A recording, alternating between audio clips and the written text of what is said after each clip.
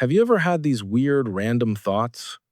Like when you were a kid, if your family was just a few minutes late coming home, you'd start to panic, imagining they got into a car crash or ran into bad people, or standing on a high place, looking down, and suddenly thinking, what if I just jump? Or when you close your eyes to wash your face, you feel like someone is standing right behind you, and you just have to look back, even with soap in your eyes. Everything is perfectly fine in reality, but in your head, you've already played out a whole tragedy. It's actually not your fault. You're just trapped in a psychological loop of intrusive thoughts and extreme overthinking. At its core, overthinking is an addiction to worry. You overanalyze things over and over just to make sense of them. For example, you send a text and then spend the next hour wondering, did I say that right? How will they react? Your brain is constantly seeking absolute certainty to feel safe. It doesn't just happen overnight. It's a habit built up from long-term overthinking. Your brain gets trained to be hypervigilant. Even the smallest thing triggers your anxiety, and you get sucked into this endless loop of analyzing and dissecting it. To put it simply, you've forgotten how to just live lightly.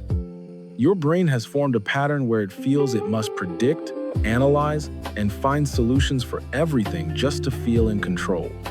Ironically, when you do nothing, you feel anxious, unsafe, and like you're forgetting to solve some invisible problem. That's why many people fall back into overthinking, even after they start feeling better. You're not attached to the worry. You're attached to the false sense of control that overthinking gives you. So, how do we break free from this mental loop? First, stop chasing absolute certainty. Certainty is a bottomless pit. The rule of overthinking is, the more you try to be sure, the more unsure you become. When emotions are running high, you can't make rational judgments. That's why you check if the door is locked multiple times, even though you just saw it was. Second, practice non-engagement. Don't respond. If your brain suddenly says, they aren't home yet, what if something happened?